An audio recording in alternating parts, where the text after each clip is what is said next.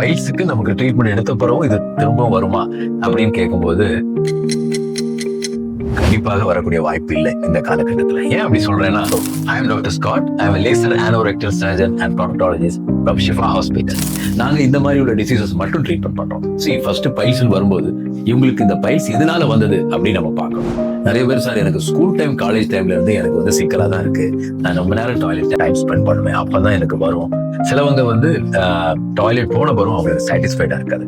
Especially ladies after pregnancy, after ஒரு period of 30-45 இயர்ஸ்க்கு அப்புறம் அவங்களுக்கு வந்து கர்ப்பப்பை பக்கத்துல அந்த ரெக்டம் இதெல்லாம் ரொம்ப வீக்கா இருக்கும். ஸோ அதனால அவங்களுக்கு சொல்லக்கூடிய கம்ப்ளைண்ட், சார் எனக்கு டாய்லெட்டே வராது, 3 நாள் 4 நாள் டாய்லெட் வராது.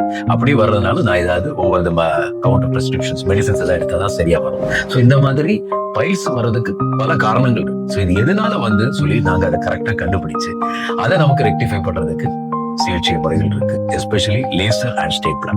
சிலவங்களுக்கு லேசர் தான் நல்ல ட்ரீட்மெண்ட் ஆகும், சிலவங்களுக்கு ஸ்டேப்லர் தான் கரெக்ட் ட்ரீட்மெண்ட். ஸோ இது எதனால வந்து நம்ம ஒண்ணு பார்த்துடுறோம். நம்பர் 2, எந்த ட்ரீட்மெண்ட் கரெக்டா கொடுக்கணும். அந்த மாதிரி கொடுக்கும்போது பைல்ஸ் வியாதி கண்டிப்பாக மீண்டும் வரக்கூடிய வாய்ப்பே கிடையாது.